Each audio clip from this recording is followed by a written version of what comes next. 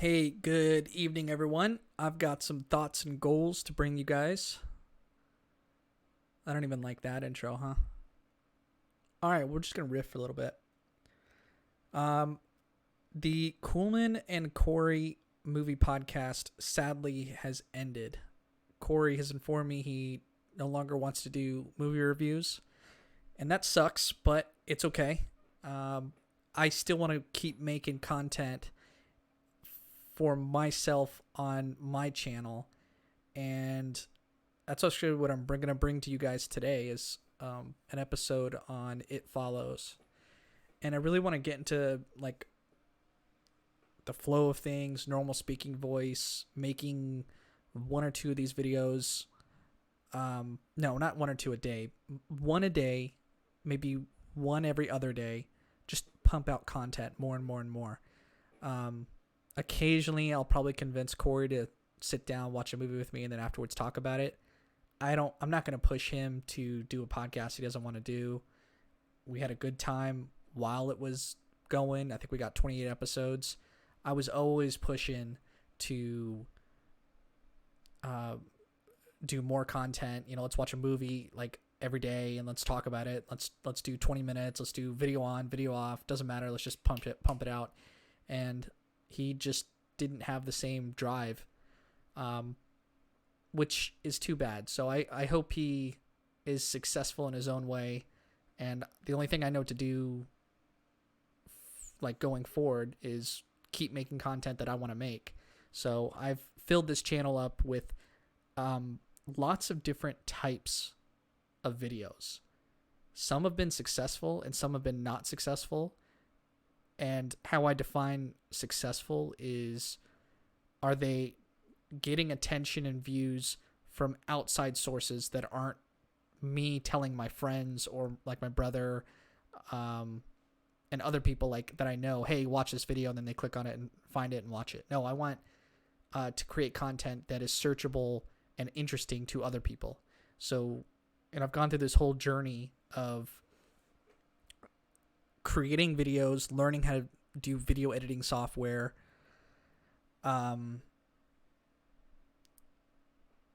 trying to make like good thumbnails, trying to make interesting content, trying to practice on my speaking voice, trying to make interesting content, invite other people so I can have the opportunity to like riff off of them, and then just finding like-minded people in my own like social circle in real life who are also like making content and trying to work with them, learn from them. And that's been going well. I already know how different I am than them and how different they are than me.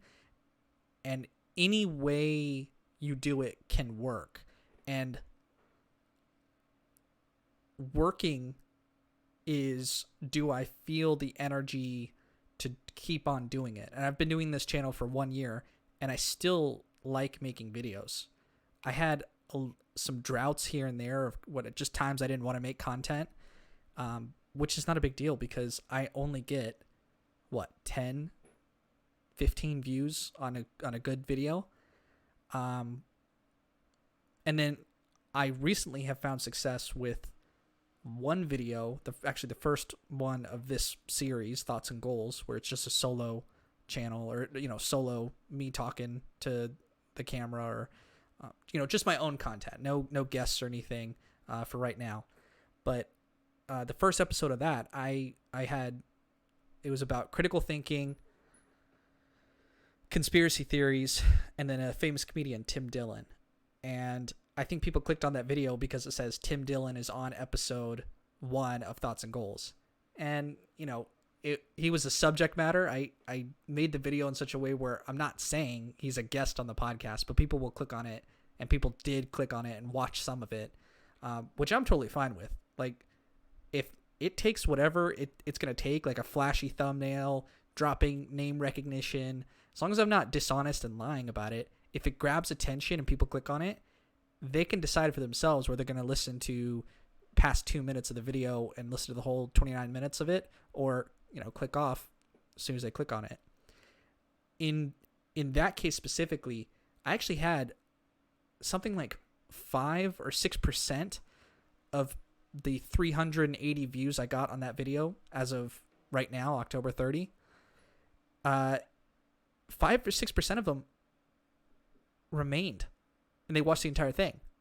To me, that's awesome. Like, that's dozens of views of people that found it interesting enough to stick with it for the whole 30 minutes.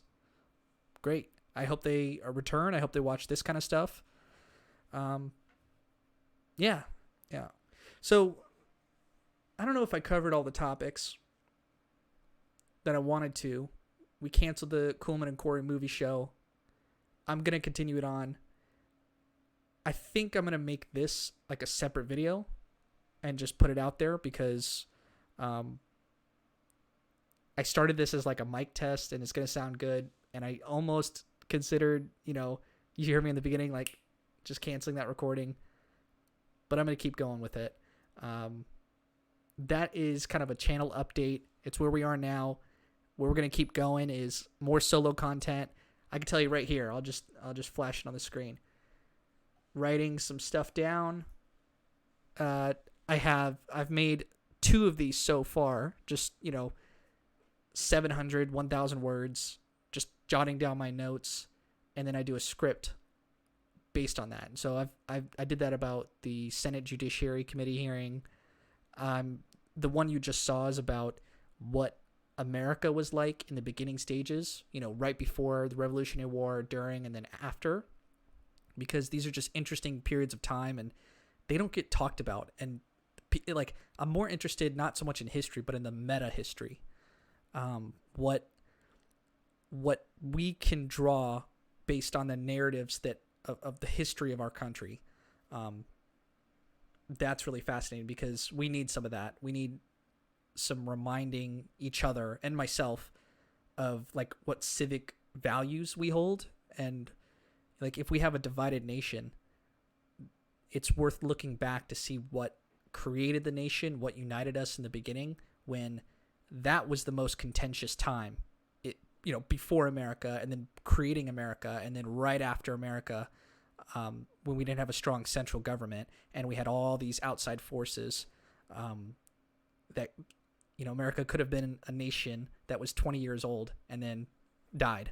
But it's grown into what it's become now, and to keep it going much longer, because nothing lasts forever historically. Like the Roman Empire was, everyone always talks about that. It was the largest empire. It spanned the entire known world at the time. For all, communication was going on within that world. There were tribes and stuff, people exploring, but they were kind of hunter-gatherer. In the modern civilization of the time, the Romans were big and booming. They had the entire world covered, and they still fell, and that was pretty recent in terms of history.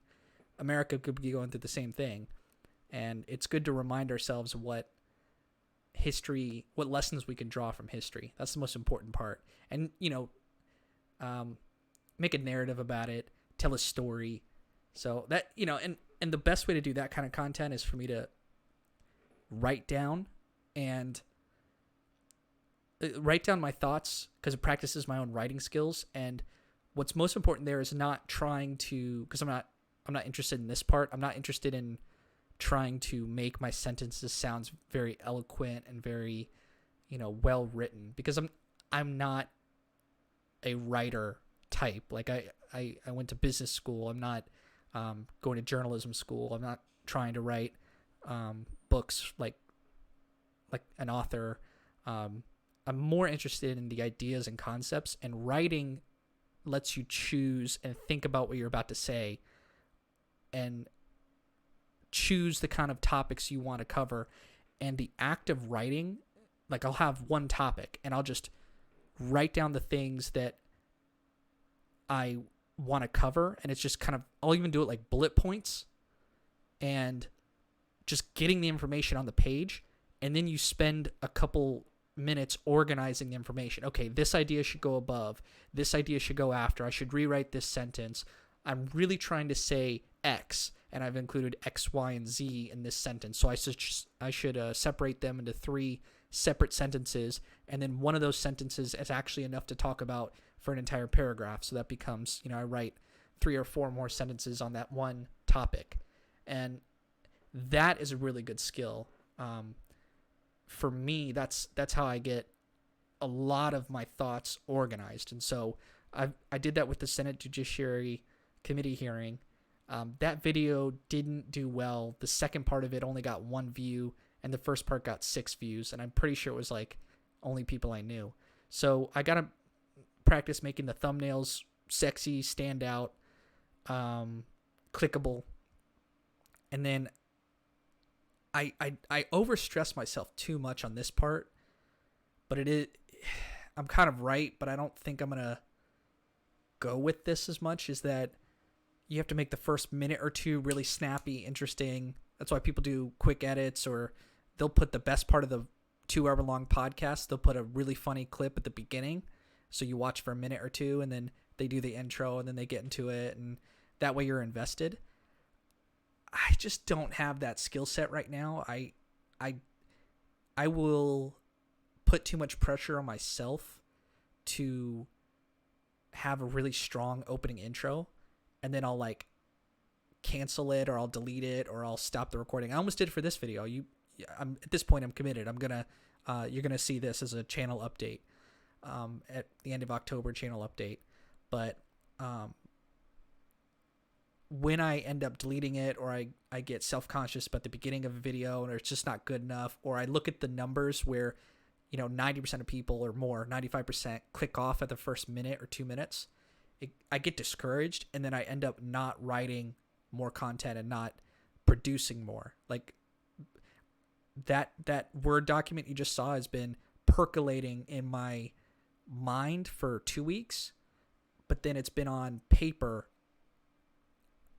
first draft. I haven't put together the video yet because I want to make the intro, because of all these things that don't really matter. What really matters is just producing the content and just making it. And I'm not making it to get thousands of views right now. I'm making it so that I can practice making interesting content.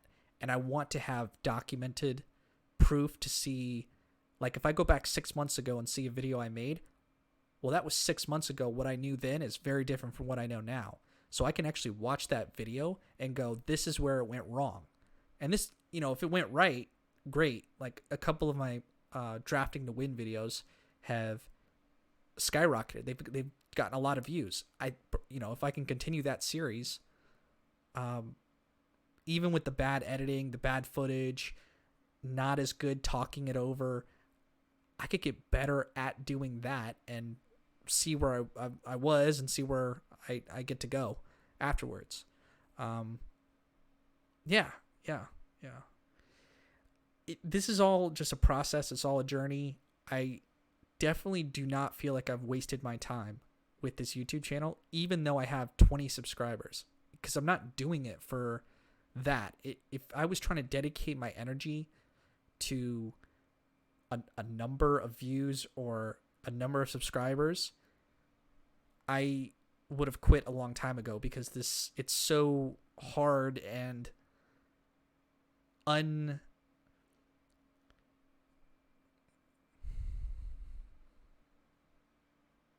trying to find the words.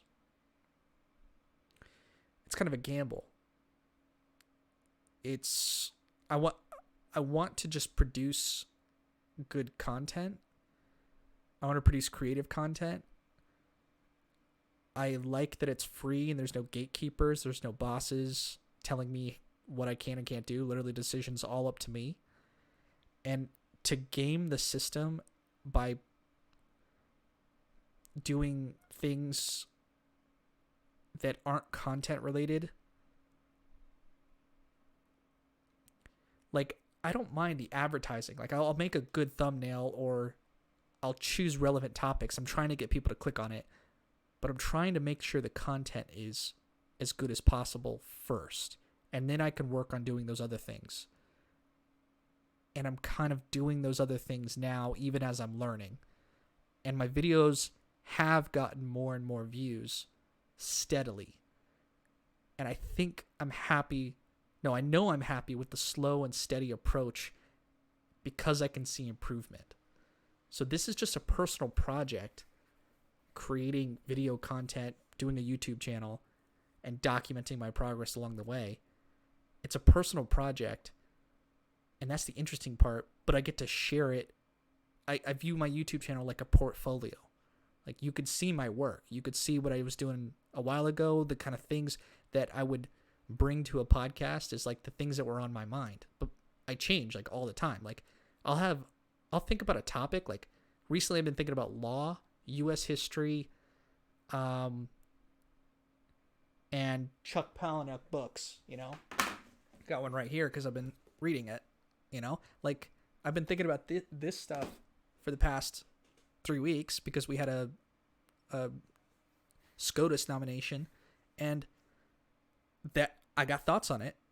Let me put those down, and then I've got the grand goal to grow a channel, eventually quit the corporate job, even though I've been liking the corporate job lately because, I get to work from home and it's just been going well. I'm just good at doing the things. It really lights a fire up your ass to work on your creative YouTube channel, or anything creative outside of work if you hate your job. But if you like your job, then it's kind of like, okay, you can cruise on other stuff. And that's, I think, been a reason why I've been inconsistent. I don't have that fire underneath me. But I still enjoy making this kind of content. And, the goal is to get really good at this while no one's watching. And then once you start to maintain that momentum and you start to get people noticing you, and that can grow pretty rapidly. I've seen it happen with other people. They get, famous in 3 months' time or 6 months' time. They can just grow. And I'm talking, when I say famous, I'm talking, for me, would be 1,000 subscribers, couple hundred views on each video. That would be, I don't know how much money it would take or how many views it would take to start making some money. I'm not even close to monetizing yet. I'm not at that point. I'm clearly, the market dictates, and the market is communicating to me when I put out content that it's not of interest to enough people to watch it. And even if they were to start that initial process, like, oh, if it's free, I'll try it out, and then they stick with it, and then you watch enough free stuff for long enough that because you want more of it, you're willing to pay for it because it's good content. I'm not even at the point where people find it interesting enough. And maybe because they haven't found it yet, but probably not. It's probably a combination of they haven't found it yet, and even if they had found it, they click on it, they won't enjoy it enough. And I'm aware of all this, but I get to, that's not going to stop me. I'm going to keep going because I don't have that extrinsic reward I'm looking for. And I've thought a lot about this. I'm only doing it for me because I enjoy I won't do a YouTube video. I won't talk to people if I don't want to do it. If I go stretches of time without doing anything, no problem. It's just for fun anyway.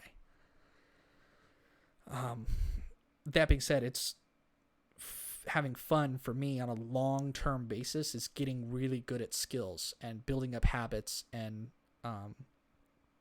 becoming disciplined and getting better at things that, like video editing skills. Like, editing a video, I had no idea what to do and I would avoid it, but I got Adobe Premiere, program that you can just edit videos. I signed up for a 2-week free class on Skillshare because I listen to podcasts, and I got a free class, watched 16 hours of the instructor on Skillshare talk about Adobe Premiere, learned a bunch of skills, forgot most of it. Most of the information isn't super relevant to me, but I have a good skill set now. Now I can edit videos. I can do cool little things. I don't have the artistic taste to make a really, really well, amazing. I don't have the footage for it. I don't have the interest, but I do have the basic skills to edit videos. So I'll make like little intros, and I'll get bored, or I'll cringe at my old intros, and I'll do a new one. And that's part of the evolution process. No one's watching these videos, no one. And so this is the time to really experiment and be super creative and free. And I'm enjoying that part of the process. I like that no one's watching until I get good at this, and it becomes something I can just do sitting here, easy peasy, just wanting to share. And I hope these thoughts have been interesting. Kind of the macro goal in all this is personal growth. It's being the type of person where I don't want regrets in my 50s, 60s, 70s. I want to look back at my 27-year-old self and go, I was proud of that kid. He went out there, he was nervous about making videos, he was nervous about putting himself on the internet. What if someone finds what I'm saying? What if someone cringes at what I'm saying right now? What if, there's a lot that in my mind goes to places that this could go wrong, or this could be weird, or who wants to listen to you talk? And all that's true. But I gotta overcome all those things, and just do it because I want to do it. I know inside myself, this is what I want to be doing. Just stuff like this. It's creative. It's putting yourself out there. I heard from someone on a Joe Rogan podcast, Naval Ravikant, who has tons of followers on Twitter. He's works in Silicon Valley, into meditation and mindfulness and building wealth and things like that. He's got a lot of good strategies. And I listened to something he said. What did he say? About building wealth. He said that everybody can be famous because we have the internet and there's no gatekeepers. Everybody could become well known, even if it's only 10,000 people that follow you. You can be known on the internet as, go to him. He's the guy that does sneakers, or he's the guy who does, like for me, it would be, I like to read books, and I've got a certain subsection of type of books. I like to read horror books, psychological thrillers. I like movies. I like beautiful artwork. I like screenshots of, really interesting films, and talking about, like, I could spend 10 minutes talking about some of the screen clips, screen grabs on certain movies. Business, huge into business. I like studying it. I like strategy. I like, I work in healthcare, and I could talk about that. There's all these things, just my own life. And you connect with other people who also find that interesting, and they could come to you, and it's bring you business, bring you value of some sort. And that's so interesting that everybody in the world can become famous. It's like, I kind of want that. I definitely wouldn't want, can't walk to, or can't go to a restaurant without getting recognized. Like, no, that sounds horrible. But it would be nice to have a following online of like-minded people. Not a following, but a group that you've created, that they bring you things and you bring them things, and you get to interact. I've always enjoyed public speaking, but I've always been terrified from it. But I've learned to get over that fear of public speaking, because I recognize the importance of capturing the attention of 100, 200, 300 people in a room, and capturing their attention and bringing them something of value and saying something really important or meaningful to them. And you get to look at the room and analyze it.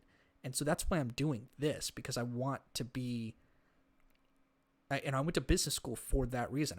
One of the reasons is they said, you're going to give lots of public speaking. You're asked to, and I was nervous the first 30, 40, maybe more times that I was speaking in front of the group. They would bring in new people, and so you're constantly getting subjected to, all sorts of people, and some people would not pay attention. Some people would definitely pay attention. They'd ask too many questions, and just doing those reps made me feel really good. I was confident in my ability to speak and communicate in a setting, delivering content around business ideas and strategy by the end of that program. It's been a couple months and I haven't been able to practice that it's kind of like a muscle. If you don't work out for a long time, you kind of lose it a little bit, but I want to continue that idea of publicly speaking. And if you could generate a bunch of people that find that valuable, and kind of like friends. I mean, I'm an introvert, so I don't want a ton of friends, but what I do want is meaningful relationships and connections. And you only get that if you put a lot of effort into something. So you really listen to someone, you look at them in the eye, and you ask them really pointed questions and try to draw out from them and allow them to feel comfortable. And then I can give them my thoughts and goals. And that is what I find meaningful, and it's just fun. It just gives me energy, and then I have energy I get to give to someone else, and it's helpful to me, helpful to them. And if you could spend the rest of your life doing that, I would choose that life. So how do you do that? You have to generate it, and hopefully I'm doing that right now in my own way. At least I'm practicing as if I'm going to do that. Now it might be that this YouTube channel never goes anywhere, or only ever gets, I say 20 subscribers forever. Fine. But I got to practice along the way, and I take this skill set that I'm teaching myself, that I'm learning, that I'm developing, growing from it, and then take it out to the world. And I've been doing this recently. I just talked to business owners. I just talked to people who own businesses, and I open up with, hey, really respect what you're doing. I like your business. I like the fact that you have something that people want to give you money for. Like, that's so interesting. I guess I do have a skill set because I go to a job and they pay me, but it's not personal, right? It's they need a position filled, they need the work done, and I'm going to do it, and then they're going to give me money for it. Like, but I don't have, like, if I've been practicing art recently for the past year, trying to teach myself to draw and paint and things like that. Well, I'm not good enough so that I could go out into the street and sell it to someone. And very, very, very few people that are excellent artists have that skill set. Like, they can't sell their work. And I'm fascinated by business owners that have, like a guy who can fix your air conditioning. Like, that's great.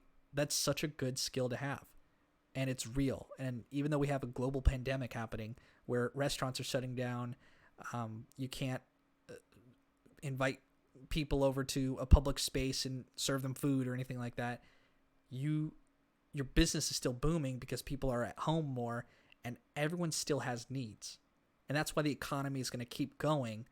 The only thing that inhibits economies is rules and regulations that prevent growth, or externalities like pollution that ruin the world, such that you drive a wild species extinct, and then that area's ecosystem suffers, and then now humans can't live in that area. Like desertification, where you have goats that eat everything. Now there's no water, there's no grass, there's no plants, so people can't live there, and the good space to plant and farm crops has receded back, and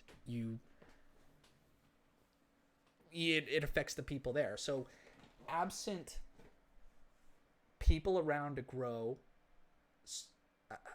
commerce, certain cities are, like Detroit, a little bit of history of Detroit is that they were a booming economy in the 50s, and then plants closed for whatever reason, and then people like left, and now they have all these. They literally have houses that you can get for free or $5 or $10 that are in such disrepair because nobody wants to live there. So the economy collapses. And I'm just, it's not from lack of people wanting things, because people always want things. That's the nature of economies. It's, you have something I want, I'm going to give you money for it. And so these business owners that are, they've developed something so valuable that they've got something they can give to others, and they can make a living off of it. Like, that's fascinating to me. So I am creating this channel to self-develop so I get to the point where it's valuable enough that they don't mind giving you $5 or $10, and you are providing a something valuable back to them. I think that's obviously my goals. Whether it be owning part of a business where I get to help someone else do that, because I've wanted to start businesses in the past, but I don't think my ideas have ever been, excellent. I've thought about opening up a restaurant. It's a lot of money. It's very low margins. You're never going to make lots and lots of money opening up restaurants. Art, I'm not at a place. It's going to take me 10 years before I get good enough, and I'm not sure if I have the interest to ever become the best artist, and trying to sell art is very difficult. I have a skill set from my job that's business, skills, trying to do very difficult organizational change management, and that's good for like consulting. But then business consulting is not. It's kind of nonsense, right? Like, what distinguishes an excellent business consultant from someone who's total crap at their job but can fake it? There's not a whole lot. They look the same on the outside, and you just get lucky if you get the person who actually knows what they're talking about. I do know what I'm talking about when it comes to business consulting, but I don't want to sign myself up for a profession where I look exactly like all the shysters out there. So that's just a subtle difference. But I am doing consulting right now for business owners that I know, but I don't ask them for money, and it's just like a friendship. Like, I'll take them out for beers and tacos, and then we'll have a good time. So I've been actually doing that, and it's cool because this channel has been a way for me to develop into that, where I've got something to show myself for it, and it's almost like a recording, and a long-term scale recording. I've always thought it'd be cool to write a book one day, and then realize I'm not that interested in sitting down and writing 8 hours a day for many, many weeks in a row, or even writing 2 hours a day many weeks in a row. I'm just not as interested in doing that. I'd rather do this type of form of communication. The internet has done amazing things to open up all ways to communicate, and I get to do it my own way, and my way changes every couple weeks, every couple months. I want to do a new different type of show, a new different this. I'm tasting all sorts of different things, and it's a great opportunity. I'm enjoying it. I'm not tied down by anything, and the only thing that would prevent me from doing this is been like my own judgment on myself. It's not from like lack of energy to not do it. Well, I guess a few times. There was a period during quarantine where I was like, I don't have the energy to make these videos, and so I just didn't. But beyond that, like, other than that period, like,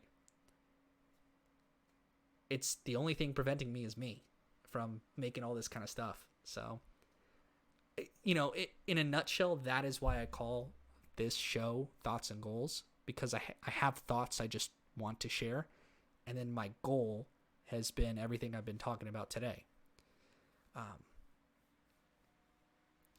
This turned out to be a good episode. I I'm interested if anyone listening right now, you please tell me in a comment, tweet on Twitter. It's Michael_Kuhlman. Just send me a direct message or whatever, or just tell me in person if it's someone I know who's watching this. Which parts did I not follow up on something?